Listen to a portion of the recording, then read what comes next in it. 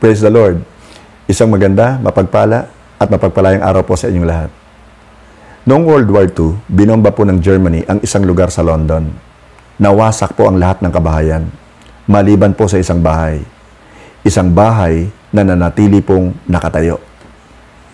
Kwento po ng babaeng may-ari ng bahay, matapos daw po niyang basahin ang Aklat ng Awit, chapter 121, verse 4, kung saan nakasulat, ang nag-iingat sa mga taga-Israel ay hindi umiidlip o natutulog. Kinausap daw po niya ang Panginoon at ang sabi niya, Lord, dahil hindi ka natutulog, walang dahilan para hindi po kami matulog. Matutulog po kaming mag-anak habang kami po'y iniingatan mo at pinoprotektahan mo sa buong magdamag. Maraming salamat po. Sa ngalan ni Jesus. Amen.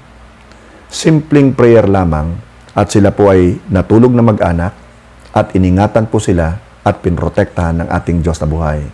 Praise God. Hindi ko rin po makakalimutan yung naging karanasan namin magkakaibigan. Mga ilang taon na po ang nakakaraan.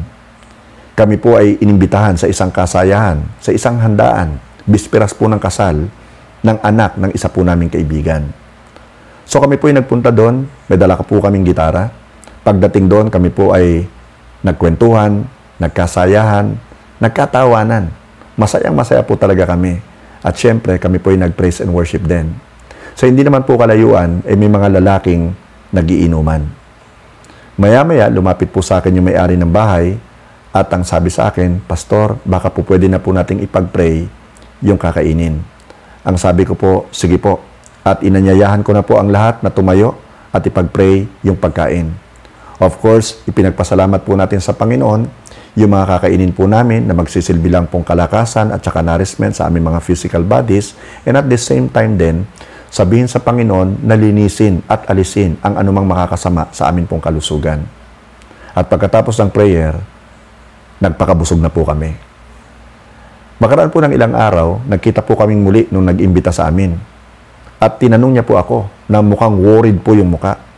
At ang tanong niya ito, Pastor, hindi ba kayo nag-LBM mag-asawa? Ang sabi ko po hindi po. Bakit niyo po na itanong? Ay, praise God, sabi niya. Yung po mga kasamahan natin na pumunta po sa aming bahay. Wala po ba nag-LBM sa kanila? Ay, ang sabi ko po, sapagkat kami naman po close at lagi nagkakamustahan, wala po nagsasabi sa akin. So malamang po, walang nag-LBM kahit isa. Sabi ko, bakit niyo po na itanong? Ang sabi po niya, kasi Pastor, nung kayo pa rin nasa bahay, naingayan sa inyo sa pagkakantahan at tawanan yung mga lalaki nagiinuman. At sila po ay nagkasundo na talagang lalagyan nila ng pampa-LBM yung kakainin nyo. So sabi ko, awa po ng Diyos, wala naman po nag-LBM sa amin. Praise God. Oo nga po, ang sabi niya. Tapos dugtong niya.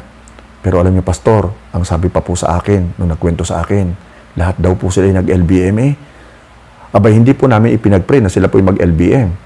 In the first place, hindi po namin alam na meron silang planong masama laban sa amin. Ang point ko lang po ay ito. Pinoprotektahan talaga ng Panginoon ang kanyang mga anak. Amen? Kahit na may pinaplanong masama ang ating mga kaaway sa atin, hindi ito tatalab sa atin. Amen po ba? Now, kapatid, gusto ring sabihin ng Lord sa iyo at ipaalam ng Panginoon sa iyo na ikaw ay kanyang binibigyan ng 24/7 protection. 24/7. Babasahin ko po sa inyo yung aklat ng Psalm, chapter 91, verses 5 and 6. Pakinggan niyo pong mabuti. You will not fear the terror by night, nor the arrow that flies by day, nor the pestilence that stalks in the darkness, nor the plague that destroys at midday. Kapatid kaibigan, sa mga talatang ito na binasa ko po sa inyo, kitang-kita natin yung proteksyon ng Panginoon sa atin 24/7. Protection sa night, sa day, sa darkness, at saka sa midday. Una, protektado ka ng Panginoon laban sa terror by night. Na maaring tumutukoy po ito sa bangungot. Alam naman natin, madalas ang bangungot talaga, sa gabi umaatake yan. Kung kailan tulog ang mga tao. Ikaw ay protected dyan. Protected ka rin laban sa depression. Protected ka rin dun sa pag-worry mo ng sobra. Kaya hindi ka makakatulog. Protektado ka ng Lord dyan. Ipagkatiwala mo lang sa Kanya kung ano man ang problema mo o kung ano man ang dinadala mo. Protektado ka rin ng Panginoon. Kapatid kaibigan, sa ibang kasamaan, tulad halimbawa ng akyat bahay, tulad halimbawa ng rape, tulad halimbawa ng murder, na nangyayari po kadalasan pagtulog na ang mga tao. Pangalawa, gusto ring sabihin ng Lord sa iyo na ikaw ay kanyang protektado mula sa araw that flies by day. Maaring ito pong mga araws na ito ay tumutukoy po sa mga sumpa ng iyong kaaway. Pinauulanan ka ng sumpa. Pinanuulanan ka ng mga paninira. Pinauulanan ka ng paghamak. At ito'y protection din para sa atin laban sa budol-budol. Alam niyo po ba na espiritu ang behind sa budol-budol? At kung mahina ang iyong espiritu at wala sa iyong Panginoon, magiging biktima ka ng budol-budol. At kung ikaw naman ay nasa Panginoon, walang dahilan para maging biktima ka ng budol-budol. Because greater is He that is in you, the Holy Spirit, than he that is of the world. So, hindi ka tatabla ng budol-budol. Protektado ka ng Panginoon dyan. At syempre pa, sa mga negatibong bagay na sinasabi ng kaaway mo laban sa iyo. Kasama na rin po dyan ay yung mga simpleng halimbawa ligaw na bala. Especially kapag ka New Year. O yung pambabato, di ba, ng mga tao. Protektado ka rin dyan. At maging sa kidlat. At kung maaalala nyo, ito lang pong nakaraang linggo, meron pong magkapatid na dalagita, taga Laurel, Batangas, ang tinamaan po ng kidlat, parehong patay. Ikinalulungkot po natin yon. Pero ang gusto ko pong sabihin sa inyo ito, protektado ka ng Panginoon sa bagay na yan. Sa lahat ng mga binanggit ko, protektado ka ng Lord sa mga araw that flies by day. Now, ang pangatlo, protektado ka rin ng Diyos mula sa pestilence that stalks in the darkness. Pestilence, mga peste. Tumutukoy naman to sa paggala halimbawa ng spirit of death. Madalas gumagala rin po yan paggabi. Kaya nga nabanggit ko kanina yung bangungot. Naalala ko po, nung kami po ay nasa Makati, may namatay po kaming kapitbahay. Nung gabi pong yon, umaalulong yung aso. Kinabukasan, may namatay na naman po doon sa banda. Kapitbahay pa rin namin, pero medyo malayo po doon sa bahay nung namatay. Nung gabing yun, umalulong na naman ang aso. Kinabukasan, meron na naman pong namatay. Doon lang po sa paligid namin, umaali-aligid ang spirit of death. Kaya doon ako tinuruan ng Panginoon na kapag kami narinig akong aso na umaalulong, especially kapag kami namatay akong kapitbahay, itinataboy ko na kagad ang spirit of death na yan. Pinalalayas ko na wala siyang karapatan na makapasok sa aming tahanan.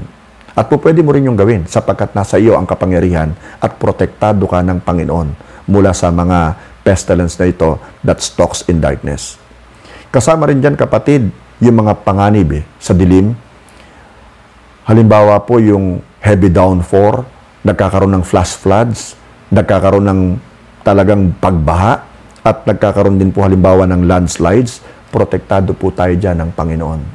Marami tayong mga kababayan na kapag grabe ang downpour sa gabi, nakakaranas po ng flash floods, nakakaranas po ng landslides at marami po yung napapahamak. Kasama na rin po dyan yung lindol. Kasama na rin po dyan yung pagputok ng bulkan. Tayo po ay protektado sa mga ito. Ang pang-apat, kapatid, protektado ka rin ng Panginoon sa plague that destroys at midday. Di ba? Yung bang kasikatan ng araw, naglalakad ka lamang, tapos tatamaan ka ng virus, mahahawa ka na, magiging carrier ka na, protektado ka ng Panginoon dyan. Maging sa mga bakterya, lalo na sa panahon natin ngayon na tayo po ay nasa kalagitnaan ng pandemya. Tandaan mo itong mabuti, nasa iyo ang protection ng ating Panginoon, even sa plague that destroys at midday. Mga virus, mga bakterya, hindi natin nakikita at kinatatakutan po ng marami. Well, kung wala ka sa Panginoon, matatakot ka talaga. Pero kung ikaw naman ay nasa Panginoon, alam mo rin na protektado ka niya, ano ang dapat mong ikatakot. Amen? So kapatid kaibigan, alam natin na itong COVID-19 ay talaga namang napakatindi ng ginagawa ngayon sa buong mundo, hindi lamang sa Pilipinas. At tayo ngayon sa Batangas, naka-MGCQ na tayo. Pero ngayon, nire-require tayo uli na magdala ng quarantine pass dahil may 33 yata. Naway hindi na ito madagdagan sa ating mga kababayan sa Batangas City ang infected na po ng COVID-19. Para maiwasan, kailangan meron tayong quarantine pass. Okay? So kapatid, gusto kong sabihin sa iyo na hindi yung quarantine pass ang magpo-protect sa iyo. Ang magpoprotect sa'yo, hindi yung mask mo. Ang magpoprotect sa'yo, hindi yung alcohol. Hindi yung mga sabon na pinanghuhugas mo sa iyong mga kamay. Kung hindi ang banal na dugo ng ating Panginoong Jesucristo. Yun ang magpoprotect sa'yo. 24/7. Okay? Now, kapatid, kaibigan, poprotektahan ka rin ng Panginoon dun sa mga plague that destroys at midday mula po sa dengue, mula po sa leptospirosis, at iba pang mga sakit na nagiging sanhi ng kamatayan ng tao. Poprotektahan ka ng Panginoon dyan. Magtiwala ka lamang sa Kanya at panghawakan mo lamang yon.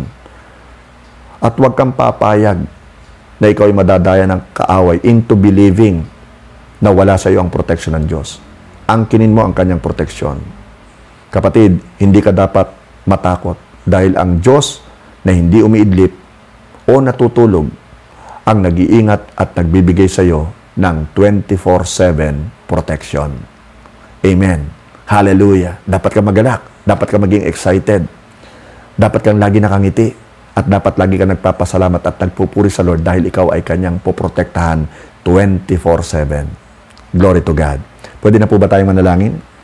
Tayo pong sandaling imuko at tayo po'y manalangin. Panginoon naming Diyos na buhay at makapangyarihan sa lahat, kami po'y labis-labis na nagpapasalamat sa iyo sa katotohanan ng hindi ka po umiidlip, hindi ka po natutulog, para kami po'y ingatan at protektahan. Maraming salamat po dahil 24/7 ang protection mo na ipinagkakaloob sa bawat isa sa amin na iyong mga anak. Sa pangalan po ni Jesus, Amen and Amen and Amen. Kapatid kaibigan, kung nais mong protektahan ka ng Panginoon at ramdam mong wala pa sa iyo ang protection ng Panginoon, marahil wala ka pa sa Kanya. Marahil hindi mo pa rin isinusuko ang iyong buhay sa Kanya. You see, once na isuko mo ang iyong buhay sa Kanya, makakamtan mo rin ang 24/7 protection ng ating Diyos na buhay para sa iyo. All you have to do is to accept that you are a sinner. We are all sinners. The Bible says, all have sinned and come short of the glory of God. And the wages of sin is death. So kung ayaw mo maranasan yan, you've got to have the protection of the Lord 24/7. Okay? So yung death na tinutukoy ko dyan is spiritual tsaka eternal death. Ha? All of us will die physically. So kung ayaw mong mapahamak ang kaluluwa mo sa impyerno, kailangan mo talagang i-accept si Jesus bilang iyong personal Lord and Savior. But before that, kailangan mong tanggapin na makasalanan ka nga at tatalikuran mo ang mga kasalanan mo. Yun lamang ganun lang kasimple. Tanggapin mo ngayon siya bilang iyong personal Lord and Savior. Pagkatapos nun, mapapatawad ka sa lahat ng mga kasalanan mo, isusulat ang iyong pangalan sa aklat ng buhay sa langit, bibigyan ka niya ng karapatang tawaging anak ng Diyos at mamumuhay ka na ng walang hanggang panahon. Magkakaroon ka ng eternal life. Kung nais mong tanggapin si Jesus bilang iyong personal Lord and Savior, nais kitang tulungan sa isang maikling panalangin na susundan mo ng may buong katapatan at nagbumula sa iyong puso. Kung nais mong gawin yon, pwede kang yumuko ngayon, ipikit ang iyong mata, at sumunod sa aking panalangin. Sabihin mo, Panginoong Jesus, maraming salamat po sapagkat ibinigay mo ang iyong buhay para sa akin na isang makasalanan. Salamat po, patawarin mo po ako sa aking mga kasalanan. Iligtas mo ako. Tinatanggap kita ngayon bilang aking Lord and Savior. Thank you, Jesus, sa buhay na walang hanggan, sa kapatawaran ng aking mga kasalanan, at sa karapatan, tawaging anak ng Diyos. Sa pangalan mo, Jesus, Amen and Amen and Amen. Ako na lang mananalangin. Panginoon, nagpapasalamat po ako sa taong tumanggap sa iyo ng totohanan. Pakaingatan mo po siya. Hayaan mo na yung binhi ng pananampalatayang naihasik sa kanyang puso ay patuloy mong madilig at ito po ay lumago, Panginoon, at mamunga ng hitik at sagana. Lord, hayaan mo magkaroon siya ng pagkauhaw sa iyo pong salita, sa iyo pong presensya, na Lord, tulungan mo siya at turuan mo sa pamamagitan ng iyong Holy Spirit sa kanya pong pagbabasa, pag-aaral ng iyong salita, ang very Word of God, ang Bible. And Father God, I pray then na hanap-hanapin niya ang presence mo sa pamamagitan din po, Panginoon, ng prayer sa pagdulog niya sa iyo. Gabayan mo po siya, O Diyos, pakaingatan mo po siya, mag-grow po siya sa kanya pong newfound faith na ito. At kapatid, kaibigan, ang prayer ko sa iyo, i-share mo ang faith mong ito sa iyong mga mahal sa buhay. Hayaan mong mas marami pa ang makakilala kay Jesus upang sila man ay maging protected 24/7. Kapatid, maghanap ka ng church kung saan si Jesus lamang ang itinataas. Si Jesus lamang talaga yung itinatanghal. At kung wala ka pa talagang church na alam, at ikaw ay nasa Batangas, ini-encourage kita, ini-invite kita na dumalo pagkatapos ng pandemic na ito sa Firm Worship Center. Located yan dito sa DC lang, sa ilalim ng Senaida Bolodrome. Ang ating gawain dyan ay 9 a.m. ng umaga at meron din tayo sa bandang hapon. Wait for further announcement. Tatanggapin ka namin doon ng maluwag sa aming kalooban. At syempre, we-welcome ka namin doon as a brother or as a sister in the Lord. Sabay-sabay tayong lalago doon sa Panginoon. Sabay-sabay tayong magpupuri at sasamba sa Kanya sa Espiritu at katotohanan. At kapatid kaibigan, magpagamit ka sa Lord. Ipagamit mo ang talentong kaloob niya sa iyo. Ipagamit mo ang oras mo. Ipagamit mo ang buhay mo para sa Kanya. You owe it to Him. Okay? At kung sakali naman na ikaw ay nasa Cavite, somewhere sa General Trias, at kung alam mo yung Governor Hills, ipagtanong mo. Madali lang naman tagpuin yun o makita yun Hanapin mo ang Firm Worship Center doon. 9 a.m. din ng umaga every Sunday ang gawain doon. And I'm sure i-welcome kanila doon ng maluwag sa kanilang kalooban. Okay? At palakpakan nyo ang Panginoon sa inyong mga buhay na tumanggap sa Kanya. Alam ko, that is the greatest decision na ginawa mo sa iyong buhay. Praise the name of the Lord. Hallelujah. May the Lord bless you and keep you. May the Lord make His face to shine upon you. May the Lord be gracious unto you. And may the Lord turn His face toward you and give you peace. Shalom. Amen and amen and amen. Glory to God.